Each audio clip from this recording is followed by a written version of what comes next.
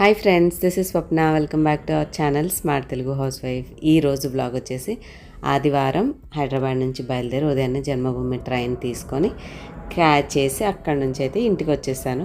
So ఇంటికి వచ్చేసరికి మధ్యాహ్నం అయిందండి, ఎందుకంటే సత్తెనపల్లిలో దిగి మళ్ళీ అక్కడి నుంచి తీసుకొచ్చారు మా వారు నన్ను. ఇంక ఇంటికి వచ్చాక ఎట్లా ఉంది ఏంటి అనేది పరిస్థితి చూస్తున్నాను అనమాట.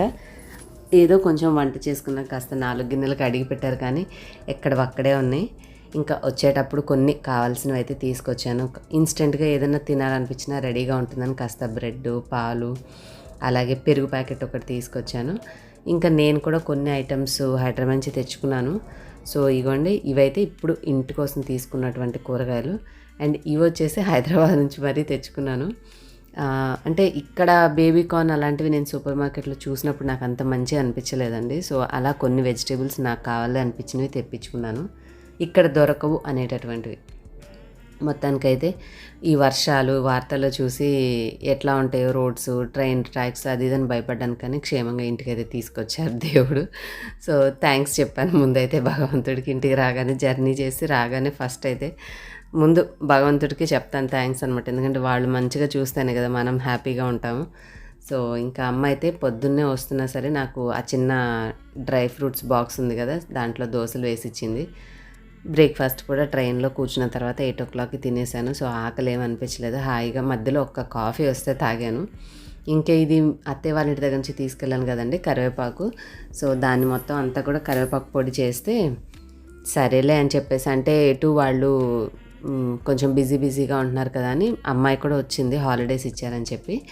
సో తను కూడా అక్కడ కరెక్ట్గా నేను ఉండడం, అదే టైంలో తనకు కూడా వర్షాలు ఎక్కువగా ఉన్నాయని చెప్పేసి సడన్గా వాళ్ళకి సెలవులు ఇచ్చి పంపించేశారు. సో తను కూడా ఒక 2-3 రోజులు ఇంటి దగ్గర ఉంది కాబట్టి కొంత చేసి అమ్మాయికి ఇచ్చాను. నేను కొంచెం తెచ్చుకున్నా, కావాలంటే చేసుకోవచ్చు కదలే, వాళ్ళకైతే పాపకి ఇంపార్టెంట్ కదని తనకి అమ్మ వాళ్ళకి ఇచ్చాను. ఇంక ఇవైతే నేను తీసుకొచ్చుకున్నవి ఆ రోజు అక్కడ ఉండగానే కావాలని తెచ్చుకున్నాను. బట్ ఇక అలాగే ఫ్రిడ్జ్లో పెట్టేసినవి తీసుకొచ్చేసాను. ఎప్పుడు కూడా బ్రోకలీ అని చెప్పేసి వీడియోస్లో చూడడమే, కానీ నేను ఎప్పుడు ఆ వెజిటేబుల్ టేస్ట్ చేయలేదు, ఎలా ఉంటుందనేది కూడా నాకు ఐడియా లేదు. అందుకని చెప్పి అదొకటి, కొన్ని baby corn and baby potatoes, ఇవి కూడా ఇక్కడ చాలాసార్లు ట్రై చేశాను, దొరకలేదు. అండ్ ఇది వచ్చేసి క్యాప్సికమ్, మనకి గ్రీన్ దొరుకుతుంది కానీ నాకు ఆ yellow and red capsicum colours చూస్తే చాలా ఇష్టం. అందుకని చెప్పేసి ఇవన్నీ కూడా చౌరస్తాలో ఉన్నటువంటి రత్నదీప్కి వెళ్ళాను అనమాట. సో అక్కడ వెళ్ళి తీసుకొచ్చాను. అండ్ ఇగోండి మా ఫ్రిడ్జ్ ఇలా ఉంది మొత్తానికైతే.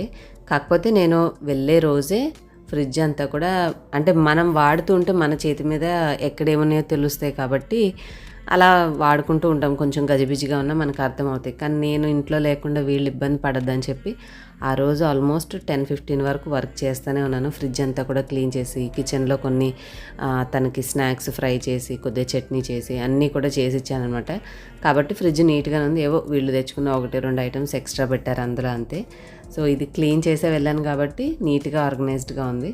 సో ఇంక నేను ఎక్స్ట్రా తెచ్చుకున్న ఈ కూరగాయలని ఇక మనం ట్రేలో పెట్టేసేసుకుంటే ఏదన్నా రెసిపీ, నాకు మెయిన్గా ఏంటంటే ఏదైనా ఫ్రైడ్ రైస్ అలాంటివి చేసుకున్నప్పుడు కొంచెం డిఫరెంట్ వెజిటేబుల్స్ వేసుకుంటే బాగుంటాయి అన్న ఫీలింగ్ ఉంటుంది. కలర్ఫుల్గా ఉంటాయి కదా క్యాప్సికమ్, అందుకని చెప్పేసి కావాలని వెళ్ళి మరీ తెచ్చుకున్నాను అనమాట. ఇక్కడ చూశానండి మా దగ్గర సూపర్ మార్కెట్స్లో వడిలిపోయి, అవి అంటే మేబీ దొరకొచ్చేమో కానీ మొత్తం వడిలిపోయి డ్యామేజ్ అయిపోయినట్టుగా ఉన్నాయి. ఒకసారి బేబీ కార్న్ కూడా చూసా, అవి కూడా ఏమంత గొప్పగా అనిపించలేదు. అవి టేస్ట్ ఎట్లా ఉంటాయో తెలియదు, కానీ వాటిని చూసినప్పుడల్లా కొంచెం ఒక కొత్త వెజిటేబుల్ కదా, ఒకసారి అట్లా ట్రై చేయాలని అనిపించింది. సో అందుకని వెళ్ళి గుర్తుపెట్టుకొని వచ్చేటప్పుడు తెచ్చుకున్నాను. ఇంకా దారిలో వచ్చేటప్పుడే పాపం ఒక 3-4 days దాటిపోయింది కదా, అందులో బాబు తను స్విమ్మింగ్కి వర్కౌట్కి వెళ్తున్నాడు కాబట్టి కొంచెం నీరసంగా ఉంటాడేమో అని చెప్పి ఆ రోజు ఆదివారం కూడా కదా, సో మటన్ కూడా కొంచెం తన వరకు తీసుకుని వచ్చాను అనమాట. కాస్త ఉప్పు వేసేసి వెళ్ళాను. అండ్ ఇదిగోండి పోపుల డబ్బా కూడా నేనున్నప్పుడు సగం ఉన్న వాటిని కూడా వీళ్ళు ఒకవేళ వంట చేసుకుంటే ఇబ్బంది అవ్వద్దు అని చెప్పేసి ఉప్పు, కారం, పసుపు, ధనియాల పొడి, గరం మసాలా, జీలకర్ర పొడి అన్నీ చక్కగా సెట్ చేసి మరీ వచ్చాను. ఆయిల్ డబ్బా ఓ పక్కన పెట్టాను, అన్నీ చెప్పాను. కానీ మనం చెప్తాము, బట్ వాళ్ళు చేసుకుంటారు చేసుకోకపోవడం అనేది వాళ్ళ ఇంట్రెస్ట్ కదా. సో నా వైపు నుంచి ఏ ఇబ్బంది లేకుండా ఉండేలాగా అటు వంట చేసుకున్నా, లేదంటే ఏ కూరగాయలైనా, ఫ్రిడ్జ్ అయినా పిచ్చిగా గజిబిజిగా లేకుండా అన్నీ చక్కగా సర్ది పెట్టి అయితే వెళ్ళాను ఆ రోజు. ఇంకా వచ్చిన తర్వాత ఇవన్నీ చపాతీలు అవి ఏవో రెడీమేడ్వి కూడా తెచ్చుకున్నారండి. అవి మీకు కుదిరితే నేను తర్వాత వీడియోలో చూపిస్తాను. ఆ ప్యాకెట్ లాంటిది ఏదో తెచ్చుకుని అవి కూడా కాల్చుకొని నా ఐరన్ ప్యాన్ని కూడా బాగా మాడగొట్టినట్టు చేసేసారు. ఫ్లేము కంట్రోల్ తెలిస్తేనే కదా మనం ఏ వస్తువైనా కరెక్ట్గా వాడుకుంటాం. సో ఎక్కువ మంట మీద పెట్టి చేసేసినట్టున్నారు. అందులో అసలు అది క్యాస్ట్ ఐరన్ ప్యాన్ కదా, కొంచెం హీట్ ఎక్కువ అయిపోయి కొంచెం ఏదో డిఫరెంట్గా అయిపోయింది. దాన్ని కొంచెం జాగ్రత్తగా మళ్ళీ సీజనింగ్ చేసుకోకపోతే నాకు దోశలకు పనిచేయదు. ఇంకా వచ్చిన తర్వాత యాజ్ యూజువల్ స్టవ్ అంతా అన్నం వండుకొని పొంగబెట్టేశారు. అవి క్లీన్ చేసి సింక్ అంతా కూడా నీళ్లు పడి ఆరిపోతే ఎక్కువ మరకలు ఉంటే నాకు అస్సలు నచ్చదు చూడడానికి. సో ఇక దాన్ని కూడా పడి తోమి క్లీనింగ్ చేస్తున్నాను. సో ఈ క్లీనింగ్ అయిపోతే కానీ కొంచెం మన వస్తువులు ఎక్కడో అక్కడ నీట్గా కనిపిస్తే ఇంట్లో పని చేసుకోవాలనిపిస్తుంది. ఎటు ఉదయాన్నే లేచి వచ్చాను కదా, టైంకి తిన్నాను. సో ముందు ఇల్లును ఒక దారి చేసేసుకుంటే బాగుంటుందని చెప్పి హైదరాబాద్లో అయితే అసలు బట్టలు ఆరలేదండి. రోజు ఉతుక్కోవడం, నైట్ ఫ్యాన్ కింద వేసుకోవడం, ఆ చల్లటివి అలాగే తీసుకొచ్చాను. వాటిని కూడా కాస్త మా ఇంటికి రాగానే గాలికి ఆరేసేసి ఇంకా కిచెన్లోకి వచ్చేసాను అనమాట. అక్కడొకటి ఇట్లా పెట్టినవన్నీ కూడా కొంచెం సర్దేసుకుని మళ్ళీ మనకి ఎక్కడక్కడ కనిపిస్తున్నాయి అనే నీట్గా సర్దుకున్నాక అప్పుడు వంట చేయొచ్చు అని చెప్పి ముందైతే బియ్యం కడిగానో లేదో గుర్తులేదు.